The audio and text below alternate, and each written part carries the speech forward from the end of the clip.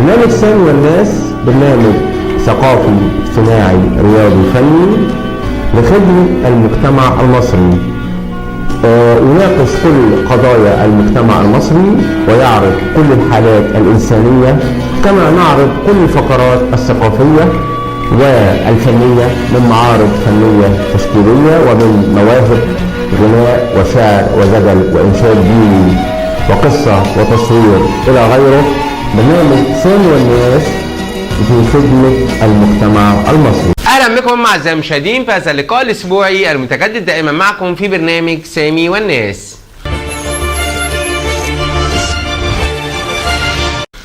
الحقيقة مصر الجميلة الحبيبة طول عمرها ولادة ومعطاءة، وكمان فيها كوادر كتيرة جدا في كل المجالات، خصوصا في مجال الفن والفنون التشكيلية.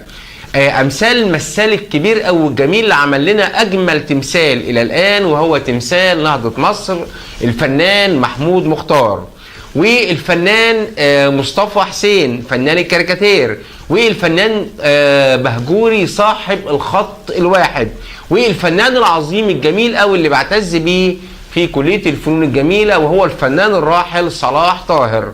ومن الامثلة الكتيرة جدا في مجال الفن كتير وكتير نفتخر بهم دايما على مر العصور والازمان. هي من الشخصيات الجميلة قوي اللي انا عاوز ابدأ بيها الحلقة واديله تهنئة خاصة جدا مشرفة. هو نموذج مشرف للمصريين ولكل العالم العربي، وهو الاستاذ الدكتور والفنان عادل عبد الرحمن، وكيل نقابة الفنانين التشكيلية، وده لاختياره عضو في اللجنة العليا لتحكيم جوائز التصميم للسنة الثانية على التوالي، وهي أكاديمية من أكبر الأكاديميات في إيطاليا والعالم للتحكيم في مجال التصميمات.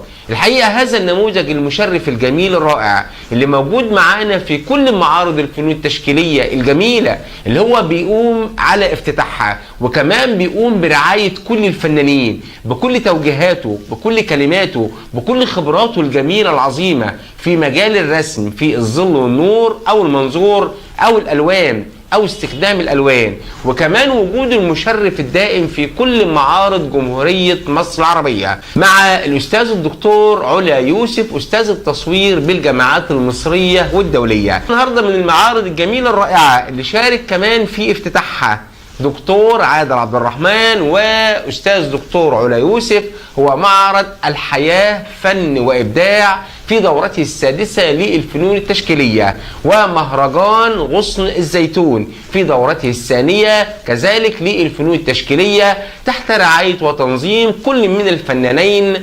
الفنان عبد المنعم محفوظ والفنان منصور يونس، وسط كل الجمع الكريم والجميل والباقة المتميزة من كل الفنانين الحقيقة اللي بيشاركوا بكل أعمالهم الجميلة والساحرة والرائعة اللي بتنال دايما على إعجاب كل رواد كل معارض الفنون التشكيلية من داخل قاعة أصداف، ولقاءات مع كل المبدعين من الفنانين. واللي السمة الجميلة اللي طغت على هذا المعرض أو هذا المهرجان هو وجود عدد هائل جدا من كل الأطفال اللي هنشوفها معاكم دلوقتي في اللقاءات المتميزة اللي رصدناها داخل كاميرا برنامج سامي والناس، واللي أجرى اللقاءات الإعلامية ياسمين أحمد. من داخل مهرجان غصن الزيتون ودورته الثانية يسعدني أن ألتقي بالفنان. عرفني بحضرتك أكتر. أنا اسمي أحمد عمرو أحمد، فنان تشكيلي وسفير محافظة الفيوم.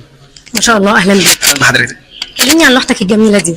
اللوحة أنا حبيت أعبر عن الجمال والفقر في نفس الوقت، إنها يعني الفقر يعني ما أجمل الفقر أجمله برضه، يعني في ناس فقيرة كتير قوي بس جميلة. حبيت إن أنا أعبر إنها هي في نفس الوقت جميلة وفقيرة، وحبيت أعبر بالفقر بسبب إن الحيطة في شرخ في الحيطة وفي طيور حواليها، وحبيت إن أنا أسميها الحنان، إن هي بتعبر عن البراءة والحنان وأكتر من كده. ايه الالوان المستخدمه فيها؟ انا استخدمت شخصيتها اللي هي الشخصيه نفسها بالالوان الخشب، واستخدمت الخلفيه بالالوان الزيت، وجزء واحد من لبسها بالالوان البلاستيك بس، وفيها الاكريليك بقى فاحيانا يعني منها. ما شاء الله، روحها جميله جدا. ممكن بقى تقول لي لو حابب توجه كلمه شكر توجهها لمين؟ حابب اوجهها للاستاذ الدكتور اشرف صبحي وزير الشباب والرياضه، ان انا بشكر ليه طبعا ومساعدته كبيره جدا بقيت سفير المحافظه اللي هي محافظه الفيوم حاليا. ميرسي لحضرتك، سعيده باللقاء معاك. شكرا لحضرتك. من خلال مهرجان الحياة فن وإبداع في دوراته السادسة يسعدني أن ألتقي بالفنانة الجميلة. عرفيني بيكي. أنا هنا، عندي 11 سنة وفي جريد 6 من مدرسة مطر سكول. كلميني عن لوحتك يا هنا الجميلة دي. أنا بحب الورد، عشان كده أنا قررت إني أعبر عن حبي للورد وأرسم اللوحة دي. استخدمتي إيه ألوان إيه في اللوحة؟ استخدمت ألوان أكريليك. لو حابة بقى توجهي كلمة شكر في النهاية توجهيها لمين؟ أشكر طبعا ربنا إنه اداني الموهبة دي، وماما لأنها ساعدتني وشجعتني، وأكيد خالتي سهر اللي هي اللي جايباني هناك. ميرسي ليكي يا حبيبتي على اللقاء الجميل ده. شكرا. معانا النهارده الفنانين الجمال، أتعرف بيكم. السيد أحمد محمد طعيم حبيشي. محمد طعيم حبيشي. كلميني عن لوحتك يا أسيل. مسجد. وأنت راسم لوحة عن إيه؟ ثعلب. إيه الألوان اللي استخدمتيها فيها؟ ألوان خشب. أنت بقى شاطرة في المدرسة ولا الرسم مؤثر عليكي؟ لا، هو أنا شاطرة في المدرسة. وأنت؟ شاطر. بتحبي الرسم؟ جدا. وأنت بتحب الرسم؟ تمام. مين بقى شجعكوا على الرسم؟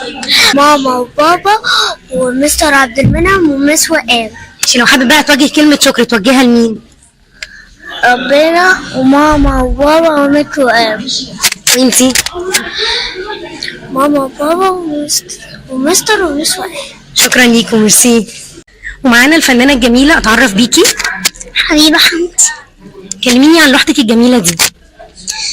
معجون مستر عبد المنعم اللي هنا في مادة اسمها معجون، معرفنا نشتغل بيها ازاي ونعمل بيها ازاي. تمام. بتحبي الرسم؟ مين اللي شجعك على الرسم يا حبيبة؟ ماما، ثم مستر عبد المنعم، ثم مس وائل. لو حابة توجهي كلمة شكر بقى للي خلاكي ترسمي لوحة حلوة زي دي توجهيها لمين؟ لربنا وماما ومستر عبد المنعم. يا حبيبتي شكرا. ومعانا مامة حبيبة، حابة توجه كلمة شكر تحبي توجهيها لمين؟ طبعا مستر عبد المنعم بشكره جدا جدا والله على مجهوده مع حبايب بنتي، وبشكر مس وائل برضو على مجهودها مع بنتي، يعني جزاهم الله كل خير. شكرا ليكي، ميرسي. خلال المعرض قابلنا الفنانة اللي بتشارك معانا في كل المعارض. أهلا بيكي. أهلا بيك. عرفيني بيكي. اسمي ريما عمر عبد العزيز، عندي 15 سنة في أولى ثانوي. كلميني عن لوحتك يا ريم. هي لوحة بتعبر عن اللي هو نظرة ولد بينظر نظرة حزن وألم على الخراب والدمار اللي بيحصل في العالم دلوقتي. ايه الألوان المستخدمة في اللوحة؟ استخدمت ألوان أكريليك وألوان مائية. مين بقى اللي شجعك على الرسم؟ مستر عبد المنعم طبعا. ولو حابة بقى توجهي كلمة شكر اللي خلاكي ترسمي لوحة حلوة زي دي توجهيها لمين؟ أوجه شكر لماما وبابايا والمستر عبد المنعم. شكرا ليكي، ميرسي. شكرا. من داخل المعرض قابلنا الفنان الموهوب اللي بيشارك معانا دايما في كل المعارض. عرفنا بيك. أمير حامد محمود. كلمني عن لوحتك دي. لوحتي خط عربي معمولة بمعجون تعبر عن بسم الله الرحمن الرحيم. مين اللي شجعك على الرسم؟ ماما وبابا والمستر عبد المنعم محفوظ. لو حابب توجه كلمة شكر توجهها لمين؟ ربنا، اسم عبد المنعم، اسم المستر عبد المنعم محفوظ والمس وائل. ميرسي جدا ليكي يا ميري. شكرا.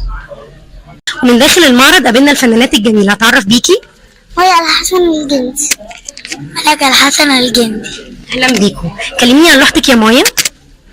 عصافير ولا شجر. ايه الوانك اللي استخدمتيها؟ ألوان خشب. كلميني عن لوحتك. بتتكلم عن الغابات والغزالة. ايه الوانك اللي استخدمتيها؟ ألوان خشب. لو حابة توجهي كلمة شكر توجهيها لمين؟ أشكر ربنا ثم ماما وبابا ثم مستر عبد المنعم ومس وائل. ميرسي ليكي. وانتي؟ أشكر ربنا ثم ماما وبابا ثم مستر عبد المنعم ثم مس وائل. حضرتك بقى عايز تقولي لنا حاجة؟ أنا بشكر مستر عبد المنعم والميس وقام والأكاديمية وكل اللي فيها، بصراحة يستاهلوا كل خير والله، وربنا يوفقهم يا رب دايما. ميرسي ليكي جدا، ميرسي على اللقاء ده. من داخل المعرض قابلنا الفنانة الموهوبة الجميلة. تعرف بيكي. اسمي مريم محمد، سني 12 سنة. كلميني عن لوحتك الجميلة دي. لوحتي بتتكلم عن عراقة مصر وحضارتها الجميلة وأهرامها العريقة بقالها سنين كتيرة جدا. ايه الألوان المستخدمة فيها؟ ألوان مايا وألوان أكريليك. مين بقى اللي شجعك على الرسم؟ ماما وبابا ومستر عبد المنعم ومس وائل. لو حابة بقى توجهي كلمة شكر اللي خلاكي ترسمي لوحة حلوة زي دي توجهيها لمين؟ لربنا اللي هو اداني الموهبة ديت، والمستر عبد المنعم والبابا وماما. ميرسي يا حبيبتي اللقاء ده. معانا النهارده الفنان الجميل. عرفني بيك. يوسف عاطف. كلمني عن لوحتك يا يوسف. والحصان بيعيط وحضن البنت على كتفها. ايه الوانك اللي استخدمتها فيها؟ اكلاريك. ممكن بقى تقولي مين شجعك على الرسم؟ ماما وبابا الله يرحمه ومستر عبد الله. حابب بقى توجه كلمة شكر اللي علمك لوحة زي دي توجهها لمين؟ ربنا وماما وبابا ومستر عبد الله. ميرسي ليك جدا يا يوسف. معانا النهارده الفنانة الجميلة اللي بتشارك معانا في كل المعارض، عرفينا بنفسك أكتر. اسمي رؤية سعيد موسى محمد من دمشق. كلميني بقى عن لوحتك الجميلة دي. هي بتعبر عن التراث الفني في الخلفية والوجه الشعبي. ايه الألوان اللي استخدمتيها فيها؟ ألوان مية. لو حابة بقى توجهي كلمة شكر توجهيها لمين؟ ربنا أولا وثانيا لبابا وماما وعمي صبحي وعيلتي كلها طبعا لهم الفضل في كده. ميرسي ليكي جدا. شكرا. سمعت وجودنا في المعرض قابلنا الفنانة الجميلة، عرفيني بيكي. منال محمود محمد حسن نجاة. كلميني عن لوحتك يا منال. انا بحب الطبيعه والاشجار، عشان كده رسمت حاجه بتضم الطبيعه والاشجار. ايه بقى ألوانك اللي استخدمتيها؟ الخشب والاكريل. مين شجعك على الرسم؟ بابا وماما. لو حابة بقى توجهي كلمة شكر اللي خلاك ترسمي لوحة حلوة زي دي توجهيها لمين؟ ربنا وبابا وماما والمس وقام والمس عبد المنعم. ميرسي ليكي جدا يا منال. شكرا. معانا النهارده الفنان الجميل، اتعرف بيك؟ علي احمد علي جبر. كلمني عن لوحتك الجميله دي يا علي. نخيل والجمال وصحراء. ايه الالوان اللي انت استخدمتها في اللوحه؟ رسمت بقلم الرصاص ولونت بالالوان الخشب. مين بقى شجعك على الرسم؟ ماما ومستر عبد المنعم ومس وائل. ولو حابين بقى نوجه كلمه شكر اللي خلانا نرسم لوحه زي دي نوجهها لمين؟ لربنا وماما ومستر عبد المنعم ومس وائل. ميرسي جدا ليكي يا علي. شكرا. معانا الفنانه الجميله، عرفيني بيكي. رفاق. مامة رفاق، ممكن تكلمينا عن لوحتها؟ والله اشتغلت في لوحة بنوتة جميلة بترسم معاها ألوان الخشب، ونشجعها على الرسم. المدرسين بتاعها في الأكاديمية اللي بتروحها لقيت إن هي يعني رفان عندها قدرة كويسة إن هي ترسم وتلون وتختار ألوان كويسة مع بعضها، فوديناها الأكاديمية للفنون والحمد لله يعني في استجابة كويسة معاها. حابة توجهي كلمة شكر توجهيها لمين؟ أوجهها للمدرسين بتوعها اللي اكتشفوا الموهبة بتاعتها والكل اللي شارك معاها ان هي احنا نوصل معاها للمرحلة اللي هي فيها دلوقتي يعني الحمد لله. شكرا لحضرتك. شكرا ليكي يا رفان. شكرا. من داخل المعرض قابلنا الفنانة الجميلة، اتعرف بيكي. ملك أسامة 15 سنة. كلميني عن لوحتك يا ملك. لوحة عاملاها بألوان أكريليك وبتعبر عن رمز الشرقية. مين اصلا شجعك على الرسم؟ ماما وبابا. تحبي الرسم اصلا؟ ايوه هواية عندي من زمان. لو حابه بقى توجهي كلمه شكر اللي خلاكي ترسمي لوحه زي دي توجهيها لمين؟ احب اشكر ربنا ان ولد فيا الموهبه، واشكر بابا وماما ومستر عبد المنعم طبعا. ليكي يا حبيبتي جدا. شكرا. ومعانا النهارده فنان الطبيعه الفنان خالد عبد الهادي، اهلا بيك. اهلا بحضرتك يا فندم. كلمني بقى عن روعتك دي. والله حضرتك يا فندم انا بحاول اطلع الجمال اللي في الاحجار، هوايه عندي ان انا اطلع الشكل الجمالي. لما تبص الحجر بجيب لمحه انت شوفي بنظره عينيك وانا بشوف بنظره عينيا، هتلاحظ هنا في الحجر دي كله من لون واحد. جاب معانا شكل عصفور بياكل اطفاله، حجر من لون واحد. لمحات كلها فنيه. هنا مثلا في حجر بالوانه الجميله جاب شكل عصفور بيطير، لفينا الحجر جاب معانا شكل ضفدع بيمشي على الارض من نفس لون الحجر والوانه الجميله. الهوايه عندي اللي بطلع اللمحه الجماليه تكون بنسبه 100% او 99%. حضرتك هنا في اخر شكل لما تبص فيه بيبانش الا بالاضاءه، جايب معانا راس حصان طبعا متجسد في الفم والانف والعين والشعر الحصان. ونلاحظ في الشكل العام بتاع الحصان ان في خدش جاي في الرقبه في الحجر نفسه، بيبان ان في عنده جرح، يعني يعتبر الحصان ده شبه مجروح. من نظره عينيه تشوف تحس ان البتاع فيه. برضه هنا في عندنا في اللوحه دي برضه بالاضاءه حجر نص سنتي في نص سنتي، جاب معانا اللمحه الجماليه من غير اي تدخل بشري، حاجات ربانيه كلها. جاب معانا العينين شكل قط من نفس الرسم ونفس الدين نفس اللمحه الجماليه زي ما انت حضرتك شايفه. الفكره اصلا دي جات لك منين؟ الفكره دي حضرتك من 8 سنين لقيت حجر شكل كوكب الارض، ظبطت الزاويه بتاعته وصورته وجي شكل ابداع. ابتديت ابحث في الاحجار الشفافه كل 300 حجر على ما تقدري توصلي لحاجه فيه ممكن ما تلاقيش برضه بعد 300 حجر. الحاجات اللي هي المجسمات اللي بتبقى رسمه نفسها زي ما دي مجسمات كده. وحضرتك بقى حابب توجه كلمه شكر توجهها لمين؟ يا فندم بشكر اي حد يوجهني ان انا اوصل للمعارض واوصل للقاعات المحترمه الراقيه دي بحيث انشر الفن بتاعي يوصل للساده المسؤولين. احنا مبسوطين جدا بمشاركه حضرتك معانا. شكرا لحضرتك يا فندم، متشكرين الاستاذ سامي ومتشكرين له والقناه بتاعتكم الجميله. ميرسي لحضرتك. طبعا قبل ما نغادر المهرجان ومعرض الفنون التشكيليه الجميل اللي احنا استمتعنا معاه بلقاءاته الجميله الرائعه، كان لابد يكون لينا لقاء مميز جدا مع مهندس وفنان جميل قوي. الحقيقه هو القائم على كل اداره قاعه اصداف واتيليه قاعه اصداف لتقديم كل التجهيزات اللازمه لاقامه مثل هذه المعارض المشرفه الجميله، وهو مهندس وليد السقا، الفنان الجميل صاحب الحس المرهف اللي حقق في وقت قليل جدا من دخوله في عالم الفن والفنانين على 5 معارض خاصه، الحقيقه معارض متميزه ولوحات اكثر من رائعه.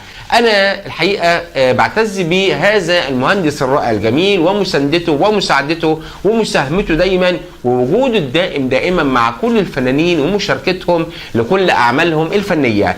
وأنا سايب كل أرقام التواصل مع مهندس وليد السقا لأي حد من السادة الفنانين ومنظمين المعارض اللي هو عاوز يحجز قاعة وأتيليه أصداف لإقامة هذه المعارض المشرفة الجميلة. من داخل قاعة أصداف للفنون التشكيلية يسعدنا أن نلتقي بالفنان والمهندس وليد السقا. أهلا بحضرتك. أهلا وسهلا بك. ممكن حضرتك تكلمنا عن حضرتك أكتر؟ وليد السقا مهندس مهندس ديكور وفنان تشكيلي. بعتز باللقبين جدا جدا جدا. أنا دخلت يمكن الوسط الفني متأخر شوية، بس الحمد لله يا رب في خلال فترة بسيطة بيتقال اسم وليد السقا، معروف هو مين دلوقتي الحمد لله يا رب بفضل كل الداعمين ليا. الحمد لله في خلال سنة كان عندي 5 معارض خاصة، وده حاجة الحمد لله أعتز بيها جدا. آخر حاجة بعتز بيها جدا والحمد لله يا رب حاجة نعمة من عند ربنا، إن أنا جالي تكريم من اليونسكو، وده تكريم يعني الحمد لله يعني على راسي من فوق. أعز حاجة في حياتي، والحمد لله آخر حاجة بنعملها إن شاء الله إن إحنا الخدمة الكبرى هي قاعة أصداف للناس. طب حضرتك ممكن تكلمنا أكتر عن قاعة أصداف واستضافتها للفنانين؟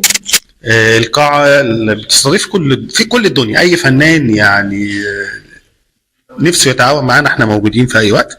النهاردة احنا كمان بصدد معرض محترم شوية للفنان التشكيلي الكبير محفوظ عبد المنعم محفوظ، والفنان التشكيلي منصور يونس، اشتراك ما بينهم هما الاثنين.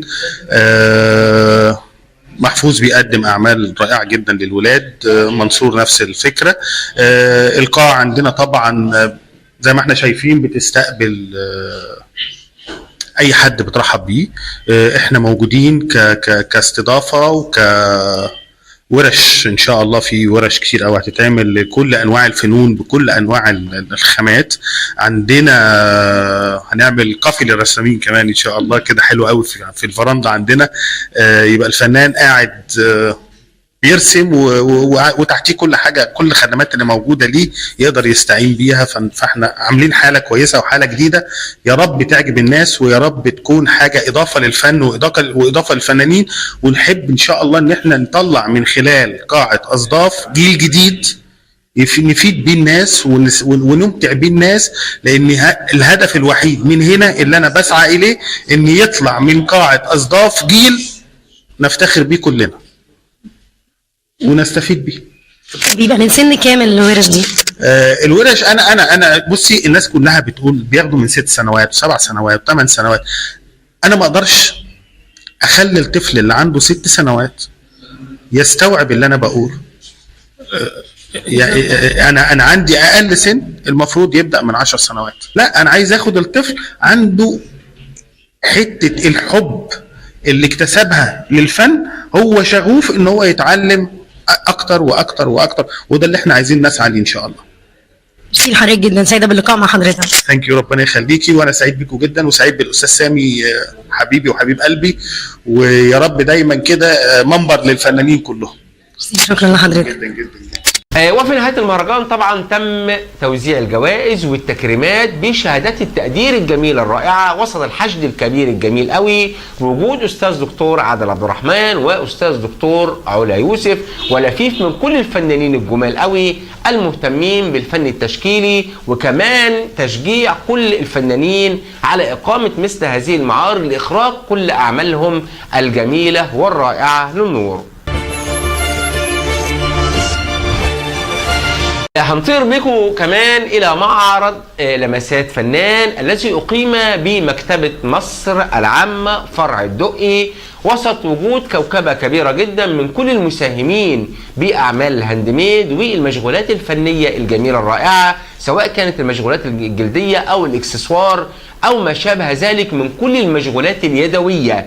هذا النموذج المشرف الرائع الجميل في إقامة مثل هذه المعارض وهو الفنان المبدع صاحب اللوحات الجميلة والتصميمات الرائعة الفنان حمادة شطة، وسط كوكبة كبيرة جدا من كل المشاركين من كل أطياف الفنانين، من الأطفال ومن الشباب ومن البنات، من الطلبة لدارسين والدارسات والموهوبين، وكمان وجود كمية أو عدد كبير جدا من كل أعمال الهاند ميد.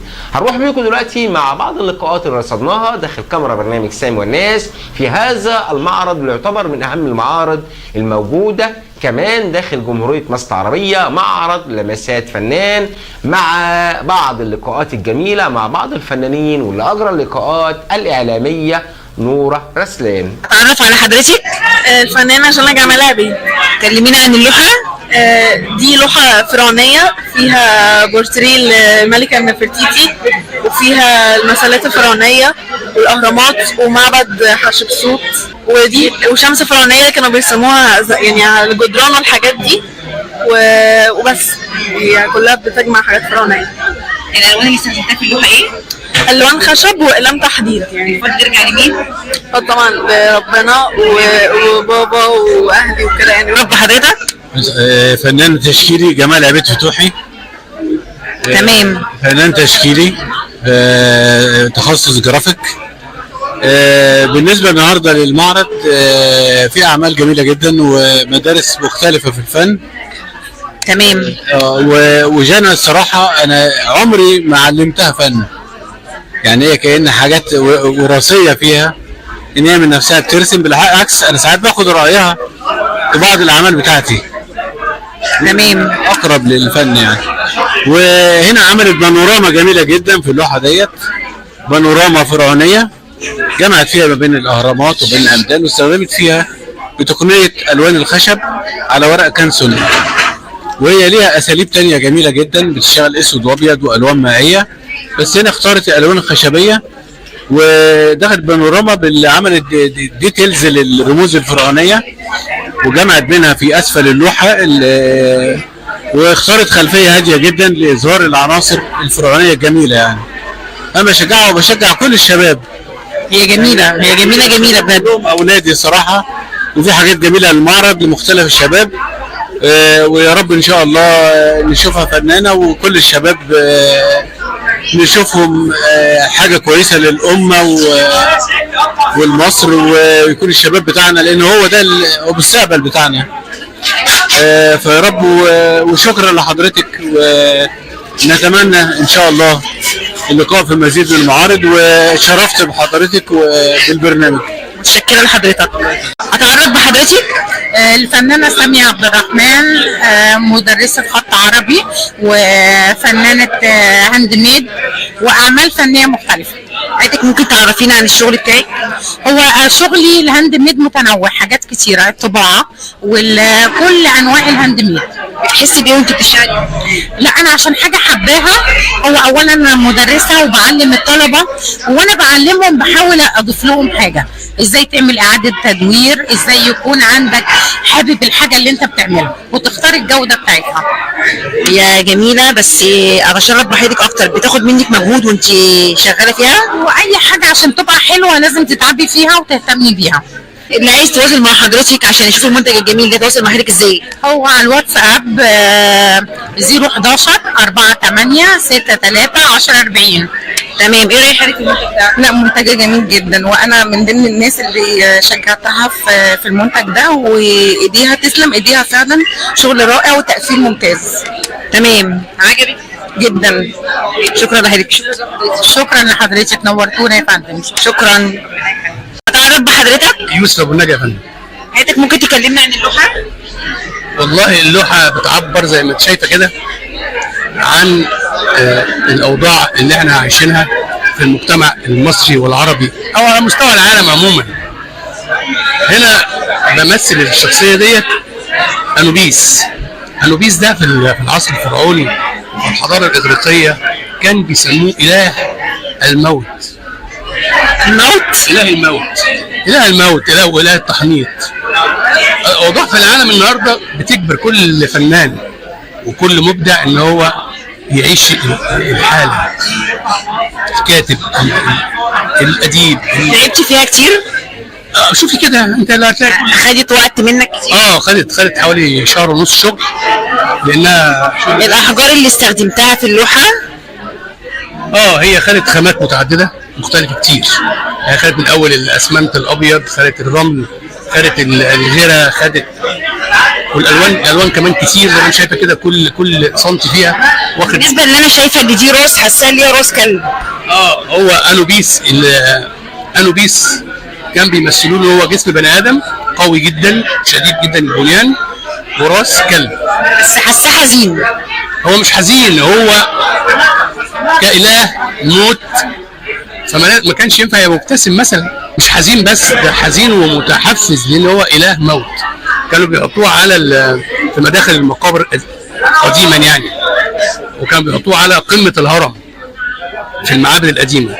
فهي حاله بتمثل معايا حاله الغضب والقتل والدمار اللي موجود عند غزه كلنا عارفين الكلام ده كله، فلازم اي فنان يبقى متاثر باللي بيحصل. حساك حزين.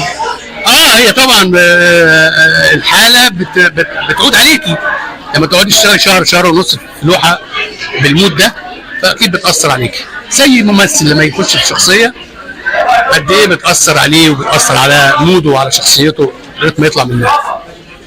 جميله. تسلم يا رب. انت الف خير. شرفت بحضرتك. شرف ليا يا فندم، نورتيني وشرفتيني. شكرا. اتعرف بحضرتك؟ انا دينا الهلالي، فنانه تشكيليه وبشتغل في المشاريع القوميه. ممكن حضرتك تكلمينا عن الاعمال اللي حضرتك عاملاها؟ اول لوحه دي معبد فيلة، وحبيت ادمج ما بين الماضي والحاضر. وحبيت ان انا برضك يعني اذكر إيزيس ان هي برضك من مؤسسين الحضاره المصريه ايام القدماء المصريين والحياه الجنائزيه.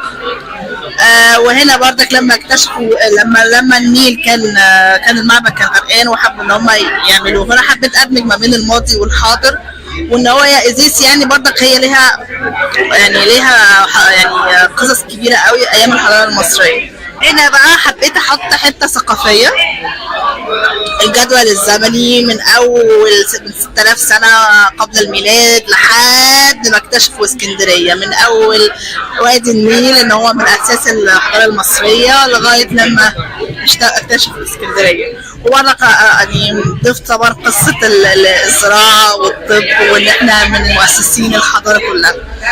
هنا برضك الحكم اللي دارت ايام الحضاره المصريه عن الام، عن الشجاعه، عن الامل. القصص كلها بتتكلم عن يعني الواحد يبقى عنده قوه دايما حلوه قوي يعني. اسعد فؤادك، محدش يقارن حد من حد يعرفه ما يعرفوش. حبيت برضك احط رموز طبقت علينا يعني. هنا الجرافيكس برضك الاهرامات وابو الهول اللي هم برضك من مؤسسين الحضاره المصريه. وحضرتك توجهي الشكر لمين؟ طبعا حبيت اشكر اول حاجه طبعا امي، هي يعني ربنا يخليها لك. يعني ايوه، واخواتي. وبعد كده طبعا شكرا للاستاذ ابيهم كلهم، طبعا ربنا فرح في الاول في الاخر يعني.